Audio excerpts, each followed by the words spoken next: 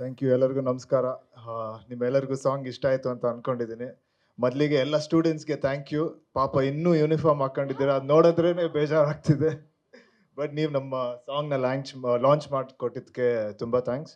ಆಮೇಲೆ ನಮ್ಮ ಮೊದಲನೇ ಸಾಂಗು ಮುಂಗಾರು ಮಳೆಯಲ್ಲಿ ತುಂಬ ಒಂದು ದೊಡ್ಡ ಹಿಟ್ ಆಗಿದೆ. ಸಾಕಷ್ಟು ಜನ ರೀಲ್ಸ್ ಮಾಡಿದ್ದಾರೆ. ಇವತ್ತು ಆ್ಯಕ್ಚುಲಿ ವಿ ಟಿ ನೋಡಿದಾಗಲೇ ನನಗೆ ಇಷ್ಟೊಂದು ರೀಲ್ಸ್ ಮಾಡಿರೋದು ಗೊತ್ತಾಗಿದ್ದು. ಸೊ ತುಂಬ ಖುಷಿ ಆಯಿತು. ಅದೇ ರೀತಿ ಆಕ್ಚುಲಿ ಈ ಸೆಕೆಂಡ್ ಸಾಂಗ್ ಬಂದ್ಬಿಟ್ಟು ನನ್ನ ಒಂದು ತುಂಬಾ ಫೇವ್ರೆಟ್ ಸಾಂಗು. ನಾನು ಕೀರ್ತಿ ಅವ್ರಿಗೆ ಯಾವಾಗ್ಲೂ ಹೇಳ್ತಾ ಇದ್ದೆ ಈ ಸಾಂಗ್ನೇ ಫಸ್ಟ್ ಬಿಡಿ ಅಂತ. ಅರೆರೆ ಯಾರೋ ಇವಳು.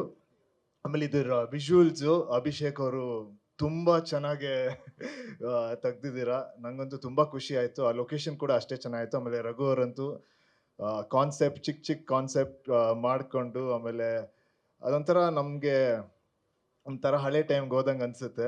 ತುಂಬಾ ಥ್ಯಾಂಕ್ಸ್, ತುಂಬಾ ಚೆನ್ನಾಗಿ ಮಾಡಿದ್ದೀರಾ. ಆಮೇಲೆ ನಿಮ್ಮೆಲ್ಲರ ಸಪೋರ್ಟ್ ಇಂದ ಫಸ್ಟ್ ಸಾಂಗ್ ಹೇಗೆ ಹಿಟ್ ಆಗಿದೆ ಅದೇ ರೀತಿ ಇದಕ್ಕೂ ಈ ಸಾಂಗಿಗೂ ಸಪೋರ್ಟ್ ಕೊಟ್ಟು ಇದನ್ನು ಎಲ್ಲರಿಗೂ ರೀಚ್ ಆಗ್ದಂಗೆ ನೋಡ್ಕೊಳ್ಳಿ.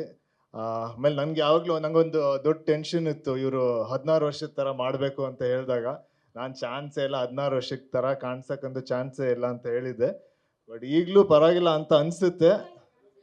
ಇಲ್ಲ ಒಂದು 4 ವರ್ಷ ಫೇಲ್ ಆಗಿರೋ ಥರ ಕಾಣಿಸ್ಬೋದು ಅನ್ಸುತ್ತೆ. ಬಟ್ ಮತ್ತೆ ನಿಮ್ಗೆ ಏನನ್ಸ್ತು ಅಂತ ನೀವ್ ಹೇಳ್ಬೇಕು ಸಾಂಗ್ ಬಗ್ಗೆ. ಇಲ್ಲ ನಿಮ್ಗೆ ಏನಾದ್ರು ಪ್ರಶ್ನೆ ಇದ್ರೆ ನೀವು ಕೇಳ್ಬೋದು. ಇದಕ್ಕೆ ಏನಂದ್ರೆ ಒಂದು 16 ಇಯರ್ಸ್ ಅಂದ್ರೆ ಪ್ರಪಂಚ ಬಗ್ಗೆ ಜಾಸ್ತಿ ಗೊತ್ತಿರಲ್ಲ ಒಂದು ಚಿಕ್ಕವ್ರಿಗೆ. ಸೊ ಆ ಇನ್ನೋಸೆನ್ಸ್ ನ ಯಾವಾಗ್ಲೂ ಕ್ಯಾರಿ ಮಾಡ್ಬೇಕಾಗುತ್ತೆ. ಆಮೇಲೆ ವೆಯ್ಟ್ ಲಾಸ್ ತುಂಬಾ ಮಾಡ್ಬೇಕಾಗಿತ್ತು, ಇಲ್ಲಾಂದ್ರೆ ಆ ಏಜ್ ಕಾಣ್ಸಕ್ ತುಂಬಾ ಕಷ್ಟ. ಆಮೇಲೆ ಖಂಡಿತ ನನ್ನ ಬಿಯರ್ಡ್ ಶೇವ್ ಮಾಡ್ಬೇಕಾಗಿತ್ತು. ಬಟ್ ನನ್ಗೆ ಈಗ ಸಾಂಗ್ ನೋಡ್ಬೇಕಂದ್ರೆ ಇದ್ ನಾನಾ ಅಂತ ಒಂದ್ ಸ್ವಲ್ಪ ಕನ್ಫ್ಯೂಸ್ ಆಗ್ತಾ ಇದೆ. ಅದು ಫಸ್ಟ್ ಟೈಮ್ ಇಲ್ಲ, 10 ಅಲ್ಲಿ ಒಂದು ರೋಲ್ಗೆ ಮಾಡಿದ್ದೀನಿ. ಬಟ್ ಅದಾದ್ಮೇಲೆ ಇದ್ರಲ್ಲೇ ಮಾಡಿರೋದು.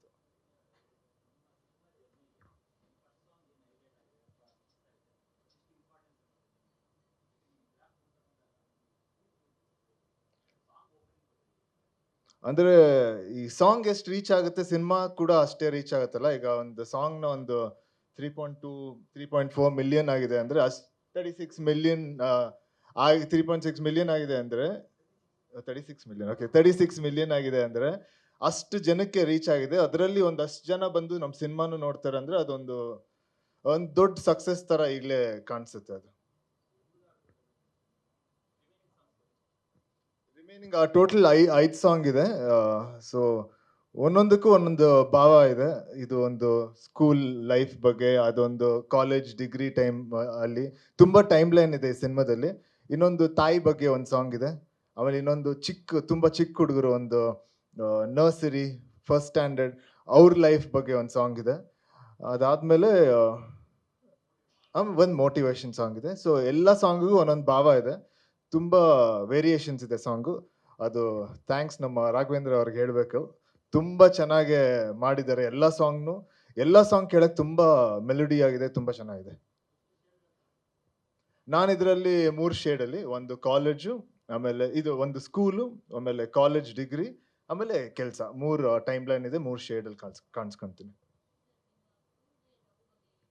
ಇಲ್ಲ ಆಕ್ಚುಲ್ ಆಗಿ ನಾನು ಈ ಸಾಂಗ್ ನಂಗೆ ಗೊತ್ತಿತ್ತು ನೀವು ಈ ತರ ಕ್ವೆಶ್ಚನ್ ಕೇಳ್ತೀರಾ ಅಂತ. ಯಾವಾಗ್ಲೂ ನೀವೇ ಕೇಳೋದು.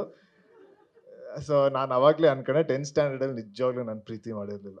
ಕಾಲೇಜ್ ಗಿಲೇಜ್ ಅಲ್ಲಿ ಮಾಡಿದ್ರೆ 10th ಸ್ಟ್ಯಾಂಡರ್ಡ್ ಅಂತೂ ಗ್ಯಾರಂಟಿ ಮಾಡಿರ್ಲಿಲ್ಲ. ಇದ್ರಲ್ಲಿ ಎಷ್ಟು ಇನ್ನೋಸೆಂಟ್ ಆಗಿದ್ದೀನಿ ಅದಕ್ಕಿಂತ ಎಕ್ಸ್ಟ್ರಾ ಇನ್ನೋಸೆಂಟ್ ಆಗಿದೆ. ಹುಡುಗಿ ಮುಂದೆ ಬಂದು ಮಾತಾಡಿಲ್ವಲ್ಲ, ಹಿಂದೆನೆ ಇದೀನಿ, ಅದಕ್ಕೆ ಅದು ಇನ್ನೋಸೆನ್ಸ್. ಸಾರಿ, ಇಲ್ಲ ಇಲ್ಲ, ಹಿಂದೆನೂ ಇರ್ಲಿಲ್ಲ ಮುಂದೆನೂ ಇರ್ಲಿಲ್ಲ, ಪಕ್ಕದಲ್ಲಿ ಇದ್ದೆ. ಈಗ ಅಲ್ಲಿ ಡಿಸ್ಟೆನ್ಸ್ ಮೇಂಟೈನ್ ಮಾಡಿದ್ರಲ್ಲ, ಆ ತರ ಡಿಸ್ಟೆನ್ಸ್ ಮಾಡ್ಕೊಂಡು.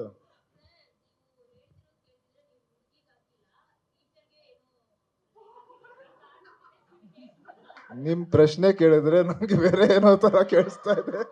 ಬಟ್ ಪರವಾಗಿಲ್ಲ ಬಿಡಿ. ಟೀಚರ್ ಮೇಲೆ ಕ್ರಶ್ ಎಲ್ಲ ಇರ್ಲಿಲ್ಲ, ನೋಡಕ್ ತುಂಬಾ ಚೆನ್ನಾಗಿದ್ರು ಅಷ್ಟೇ. ಅವರು